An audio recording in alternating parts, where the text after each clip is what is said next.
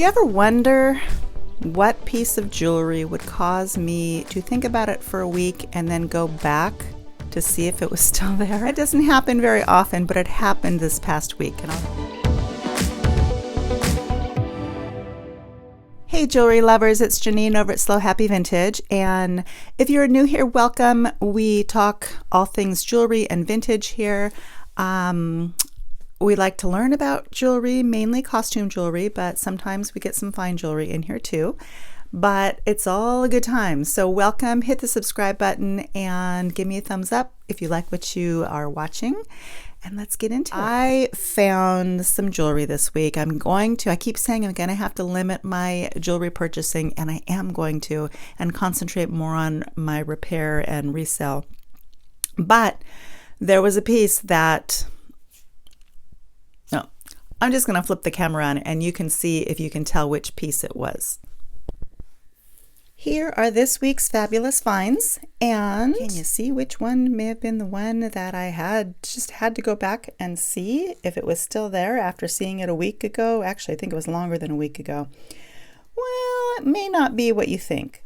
Oh gosh, most all of these things came from 2 thrift stores and 2 vintage shops.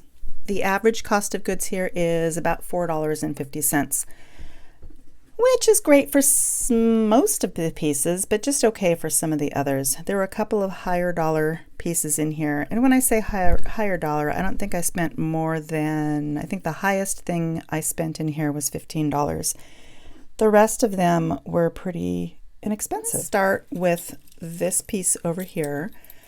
This piece, I'm thinking it's probably from the 70s. It could be earlier. It's got a 1950s feel to it, and it could be, but just the construction of it makes me think it could be a little bit newer. But anyway, it's a fun, very fun little ball bracelet with these giant orbs in the center. Very modernistic, but the ball chains go back to the late 1800s, so it's kind of anybody's guess how old that piece is. Can you guess the maker, first of all? I don't think anybody's going to guess it because this is not typical for this designer's work. This is an Arthur Pepper brooch. If you look closely, you will see it says art right there. Now, Arthur Pepper, there's not a whole lot of history on the Arthur Pepper company. They went by Mode Art and Art, so you can see them signed Mode Art as well as Art. They started around 1940s, 50s. They had their heyday in the 50s and 60s, which they call the golden era of costume jewelry. And then I think they were out of business sometime in the 70s. I have seen this one listed for $135. I've seen it listed for $90. And then I recently saw one sold on eBay for $13.50. So this is a case of, is it valuable or is it not? It's, value is subjective, and I would love to get more money for this, but it is unusual. Arthur Pepper didn't do a whole lot of these bigger floral enamel pieces. I think the most valuable Arthur Pepper pieces are probably some of the Christmas pieces, and he did have some pretty amazing work, but a lot of it is just kind of meh too. So interesting piece. Little history on Arthur Pepper. Now these are kind of a door knocker style earring. They're not signed. They're pretty nice quality, except I don't like to see that hole in the pearl. That just denotes that it's a little lesser quality. They should have paid greater attention and used better findings than that, but they are pretty nonetheless, and they're kind of there are some very high-end pieces of the time that these are mimicking. I can't remember if it was Givenchy or one of those companies, but they're costume and they're cute. They do have a little bit of rub mark on some of the pearls, but when I was in this store, it was kind of interesting. Most of these pieces came from one thrift store that the gentleman who was running it was just taking care of the store for the owner who had a doctor's appointment or was in the hospital, and he didn't know prices. And so I asked him, well, how much for the earrings? And he said, well, I don't know. And he tried calling her, but he couldn't get through to her. And he said, you know what? She put me in charge. I'm just going to make up prices. And I'm like, well, I told him I don't want to get you in trouble. And he said, no, that's okay. Earrings are going to be $2, necklaces $3, bracelets. Well, we'll take a look at bracelets. This was one of the bracelets that was there. And it was missing 2 of the rhinestones that I went ahead and I fixed. But I think he charged me maybe $8 for this piece. This piece is confusing to me as well because it has the look of a higher end, like a, Eisenberg or a Kramer or a Weiss, but it's not marked. You can't tell. It's yellow emerald cut rhinestones with open backs, and then it's got these AB rhinestones along the sides and in the middle. Absolutely gorgeous, gorgeous bracelet. Wear it with a pair of jeans, dress it up, dress it down. Pretty, pretty bracelet. They charged me just $2 for this one. It is a Weiss. You can see Weiss right there. Now, I've said before, Weiss does not seem to sell as high as it used to. These bracelets still do bring a pretty decent price, and the reason is because it's not just the rhinestone bracelet. It's got these little embellishments on it, little bows. I don't know if they're bows. Yeah, they kind of look like bows. And it does have a safety clasp or safety chain, which a lot of people appreciate. Decorative clasp. It's missing a couple rhinestones that I'll have to repair before I put it up for sale, but that is just a lovely bracelet. It's got the rhinestones, they call them like black diamonds. They're kind of like a gray, smoky gray, blackish rhinestone. They're really pretty. These are hammered loon earrings. These little ducks are called loons, and I just thought they had a very nice artistic quality to them. They are whimsical. I could see a bird lover having these, or somebody who just loves nature. Really, really cute. The enameling is very, very well done on these. I'm a sucker for these. These are little guilloche enamel hand-painted rosebud earrings in the shape of a heart. I think they're so pretty, and oddly enough, these are pierced earrings, and they have the wingback clasp on them, which you don't often see. A lot of people attribute this to being an older clasp. They did have these more recently. They were popular in Victorian era, Edwardian era. They did make somewhat of a comeback. So I'm not sure how old these are. Looking at them, I would probably say they're from the 50s, but they're in perfect condition. They've got the guilloche enamel background in cream with this little hand-painted rosebud, and I just think they're so cute. I don't know why they don't sell for more, because they're just adorable. I've got these pierced sterling earrings. I don't know if they're laser cut or if how they're actually made, but they're beautiful. They almost give you Brighton vibes, but I don't think they're Brighton. I don't necessarily get too many pierced earrings, but I have pierced ears and I kind of liked these, so I got them more for myself. But if I decide not to keep them, I will pass them along to somebody else. This is a Joan Rivers necklace. It is signed Joan Rivers, and Joan Rivers is known for just quality pieces. I believe she sold on QVC for a long time, or her products sold on QVC for a long time. This is a very heavy multi-chain. It's got 2 chains on it. It's got this double link curb, and then it's got this chain as well. And the funny thing about this one is it has, I want to say 5 different clasps, maybe 4. 1, 2, 3, 4, 5. No, 5 different clasps. So you can wear this in so many different ways. You can use it as 2 separate necklaces. You can double this one or triple this one and make it a bracelet. You can attach it so it has different types of loops. They're very accommodating to whatever you want to do with them. The finish on these necklaces are amazing. It's got really good weight. I can't say enough about the Joan Rivers pieces. A lot of them are not to my liking. Like her brooches are a bit much sometimes, but the chains, if you're into big chunky chains, don't pass up the Joan Rivers chains. They are pretty amazing. This little, I wanted to call it a clamper. It's not a clamper. It's one of these little push lock pieces. And this one is not marked. It's very reminiscent of Monet or Napier, and it's just really nice quality. It's got kind of a swirl design.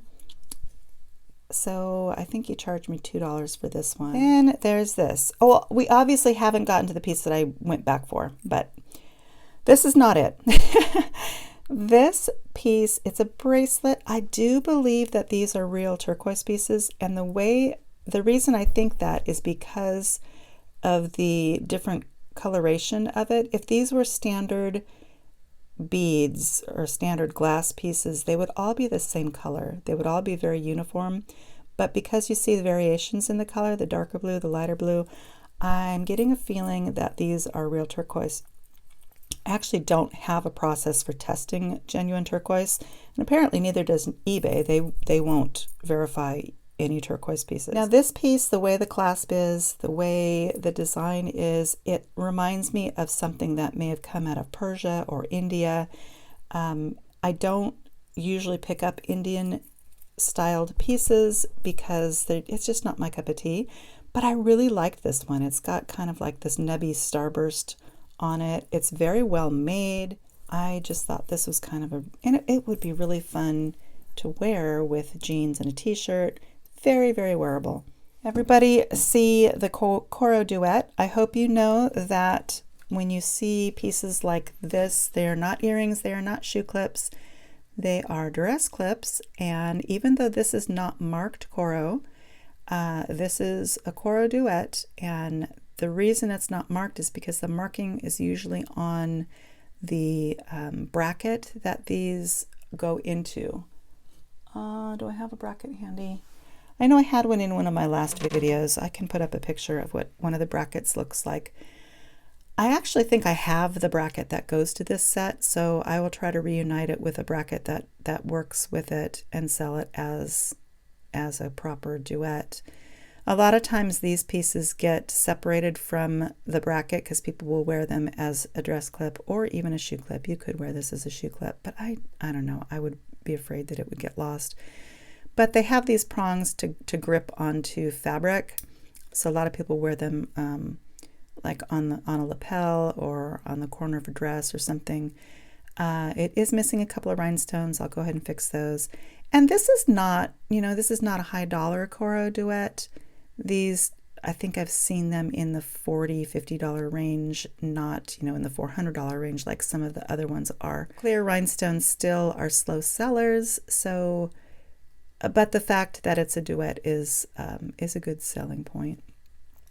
This looks to be sterling, and the chain is marked sterling.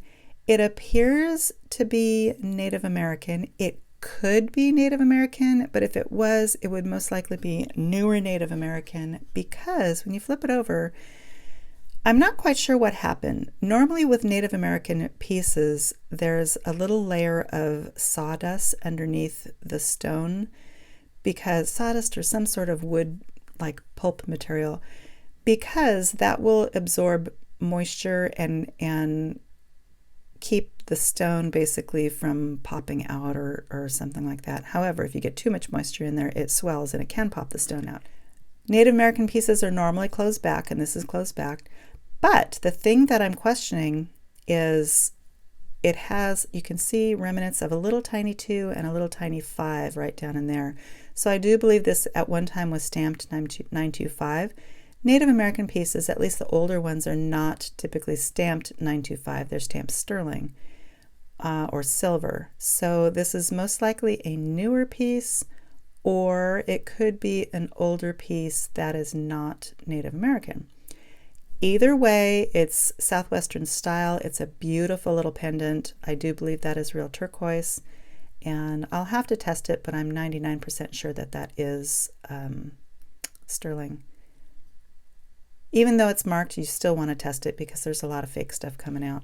These giant earrings are also pierced, and when I saw them, I think this is one of the first things that I was drawn to in the window. There's just a ton of jewelry, but I saw this mark on here and I didn't recognize the mark. I didn't Google it in the store, but anytime something is, grand and special looking and marked, I go ahead and pick it up if it's under, if it's like $2 or $3, and these were $2.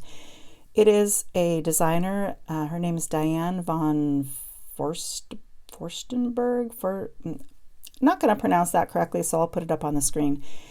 Anyway, her jewelry, it looks really high-end, and some of it does sell pretty high. I don't know about these. They do have a really fun look to them. They'd be fun to wear. Oversized, probably from the 90s, possibly 80s, but you know, you could call them runway couture type earrings. I haven't seen any identical to this online. I'm still looking, but you know, for $2, pick them up. Okay, so out of these, which one do you think is the one I lost sleep over? I didn't lose sleep over it, but I kept thinking about it and kept thinking I should probably go back and see if they're still there. I almost bought them when I first saw them, but I hesitated, and then I kind of later regretted it. I went back and they were still there. Was it this? Was it this? Was it these? Was it this? It was these. Okay, so when I saw these, I could tell without even looking too closely that the frame and the ear wires were most likely sterling. And then when you look at this moon, I don't know if I have a background that you can see the moon very well on, but it has a very slight purple tint to it, and it has some inclusions. So I immediately thought, okay, those are some sort of quartz. And I have not tested them on the Presidium, but I will. But they've got inclusions. It's a crescent moon, and he has a little carved face on him. I'm hoping you can see that pretty well. But anyway, I just thought these were special pieces. The way, I don't know how old they are. I kind of feel like they're older, but upon closer investigation, the actual earring wire is marked 925. So it's not from the time period when they were marking things sterling. But neither here nor there, they are just unusual. You know, I like weird, I like unusual, I like different. I can't find anything like these online. They almost look like the Sanjin carved pieces, but they're not. I don't know if they're artisan made. I don't know anything about them other than that they are just amazing. So I went back and got them. They wanted $20 for them. And then when I went back, the vendor who had them in her booth was there. And I asked her I don't normally do this. I usually pay, but I didn't want to spend $20. And so I asked her if she would take 15. And she said, yeah, of course. This is what we do. So good to know. So she did take 15 on them. And I will be putting these up for sale after I do some more research on them. The Hanging Panther goes back to, I think it's Cartier, and one of those big fancy companies made this design years ago, and it got really popular. So of course, as most things do, the costume jewelry world got that bug and started reproducing the Hanging Panther in more affordable varieties. So this is a gunmetal gray Hanging Panther with lovely rhinestones. It doesn't have a lot of texturing. It's obviously pierced, so it's going to be a newer design. They're in excellent condition, very unusual, very fun. And these, because of the design, because of the uniqueness of them, you see, like Florenza had a Hanging Panther, and a lot of really cheap knockoff, like Claire's type places, had Hanging Panther designs that were cheap. These ones have substantial weight to them, and they're just higher quality. You know, they're not going to be a Cartier, but they're very nice for a costume pick. Once again, I'll have to do a little bit more research on them, but I suspect that these will sell pretty decently. Can't have a jewelry haul without your random Juliana piece. So I saw this in just a whole conglomeration, big old tray of inexpensive brooches that were newer, and this one struck out a little bit, although it's unusual for a Juliana because it's so dang flat.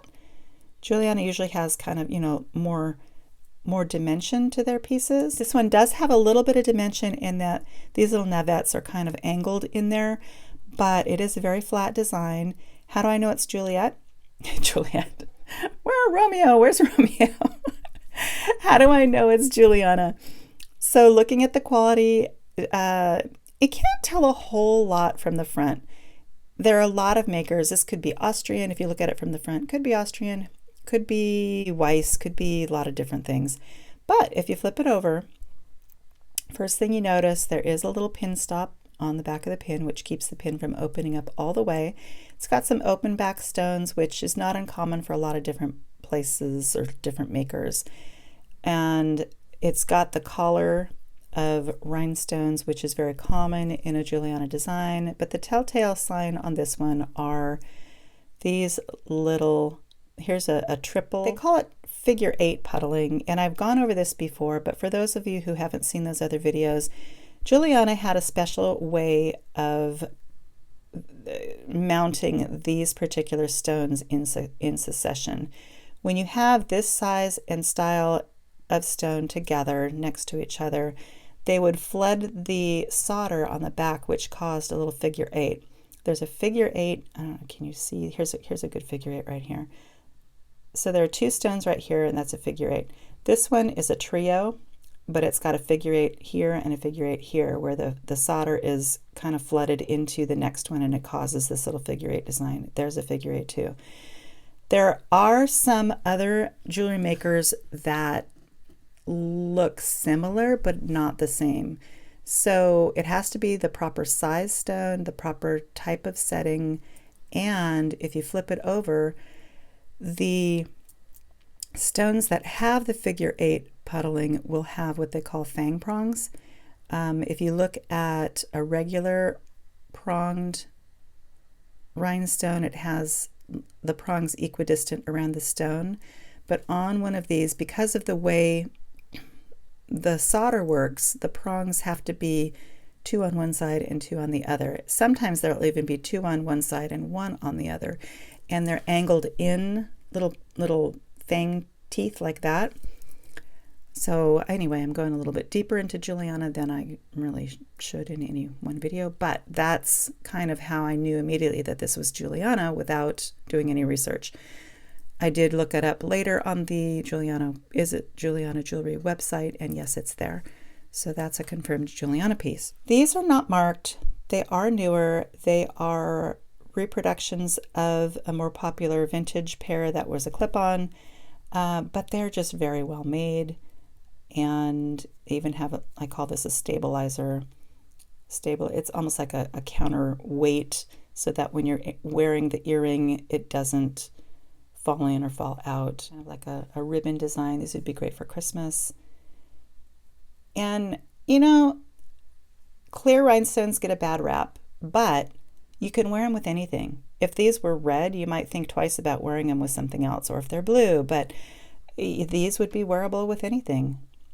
So another gorgeous pair. Here is a sterling silver faceted bracelet with a safety catch.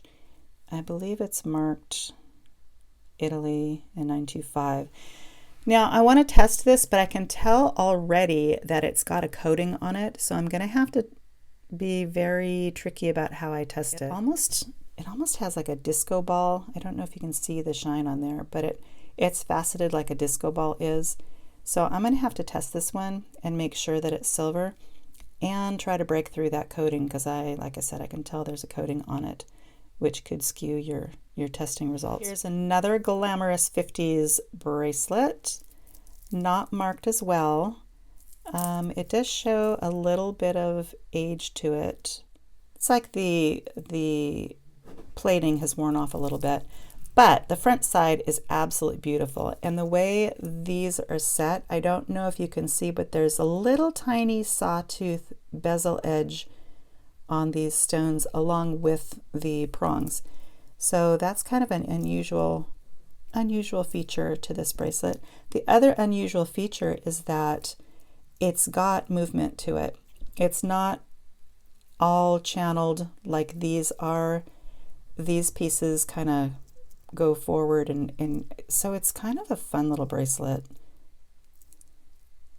It's got just more dimension to it and more character than your typical flat bracelets. These are beautiful sapphire blue and clear, very wearable, very fun. This necklace right here is Austrian crystal. It's got a clasp somewhere. Here it is. Here's the clasp. And when you see this little dial on here, it says Austrian crystal USA, which means it was made in the USA with using Austrian crystal. These are very, very high quality necklaces. They're not Swarovski, although people can mistake them as Swarovski. So I do appreciate the fact that they have this little dial on them. This is probably from the 60s or 70s. Really nice, almost has like that drippy gold tone. Wouldn't be surprised if this was gold plated, but this is something that I would not test because you would damage that in doing any sort of scratch testing on it. It's not going to really make a difference as far as value goes. Really nice necklace. The last piece in this lot I have is this guy. This was in a thrift store surrounded by a bunch of just cruddy necklaces, and I looked at it, I'm like, those are real stones. I looked a little bit closer. This looks like sterling, and then I'm like, oh hey, it's got a tag. So I didn't recognize this tag, and I looked at it, and it says Peyote Bird, and then it has a 925. Just the fact that that was silver and those are real stones, I went ahead and I got it because I only wanted $3 for it. This little cord I thought seemed kind of cheap, but looking at the Peyote Bird listings and sales on eBay, this identical necklace recently sold for about $64. So that was a good find. Apparently they sell well, and there is a following for Peyote Bird. I'll put these up on a display so you can see them a little bit better like I usually do. Somebody mentioned that they like to see when I test things, so I'm going to go ahead and test these little sterling things that we think might be sterling. So the way you test for sterling, and I do have to preface that I do this just for my own information. Make a scratch in an inconspicuous area on a stone, and then you will test it. I use the 18 karat gold testing acid because it's just easier for me than the sterling testing acid. If it's sterling, the 18 karat gold testing acid will turn blue. So I'm going to test this in two places. Sometimes you have to test twice because the if there's a coating on it, like I think there might be on this piece, or if there's a lot of tarnish or dirt, you may not get a good reading. So, oh, I just hate to do this, but I'm going to do it because I really want to know. I'll do two little spots. All right, let's just test these three first. And I've got this messy. Okay, this one is immediately turning blue, so these are definitely sterling. These are not very conclusive, so let me try doing this one again a little bit better. That's a good scratch. This one, just as I suspected, I'm not getting much reading at all. Because of that blasted coating. This one's turning blue, so that is sterling. This one we will test as part of the chain. Yes, that one's blue, so we got sterling. I'm going to be as gentle as I can. I think I just got tarnish. There's a little bit of blue, but never hurts to test a little bit better. Yeah, look at that one, so bright. Yes, okay. Okay, so this is sterling. Everything except this one is not conclusive, so I'm gonna have to get a little aggressive on this one. Hopefully that's good enough scratch. I don't know if you saw that little smoke coming off of that, but that was the coating burning off in the acid, and underneath that you can see the bright blue. Everything is silver. Sterling. Very cool. Now we were going to test a stone. We were going to test those stones. While that's warming up, maybe I can show you my mess I've got going on. If you've been collecting jewelry for a long time, you learn a lot. You learn a lot about what you like, what you don't like. If you're a reseller, you learn about the things that you like to resell versus the ones you're just not excited about. So in the accumulation of jewelry, you end up with a lot of things that other people might like, but you're just not excited about. I'm trying to sort through those bits and putting together some larger lots to put on eBay things that I just don't want to list by themselves for whatever reason. They have a little bit of damage that I don't want to fix, or I just don't like them. This is the mess sorting I have going on. So see all those boxes right there? Those are full of jewelry. And, well, okay, truth be told, there's jewelry in there too. I have quite a bit of jewelry I'm going through and sorting right now. This little pile right here are things that I'm not excited about selling individually, and I venture to say a lot of the rest of this will be too. So. All right, we are warmed up and want to test this little moon guy. Remember, you don't want to hold the stone when you test. Okay, this is going all the way up into jadeite spinel. What does that mean? It's beyond quartz. I would hesitate to call it anything other than quartz because I can't guarantee what it is, but look at that. Well, it's a stone. I do know that. I'm going to test this guy. I don't think turquoise is fairly low on the Mohs scale, so it usually doesn't test on the, that's another reason eBay doesn't test turquoise. It's really hard to definitively tell what's turquoise. Going up almost into topaz. It's in the jadeite spinel. Oh, I think it is in topaz. Okay, and then we've got this little greenish one, which is in the tourmaline area. We've got this kind of bluish one, which is in the tanzanite aqua. And we've got this red one, which goes all the way to ruby. It's probably a raw ruby. So all of these guys are stones, and that is probably why these sell so well. Am I testing anything else? I don't think so. Like I said, I don't think turquoise will test. Probably have something around here that's truly turquoise. Actually, I think it's in my other room. I could go get one. This is one of my favorite sterling turquoise Navajo cuffs. So I know this is turquoise. And see, yeah, it barely does anything because it's not a super hard stone. Let me know how old do you think these guys are? I don't know, you can't see them very closely, and also let me know what your favorite piece is out of this lot. I hope you're having a great day. We'll see you in the next video.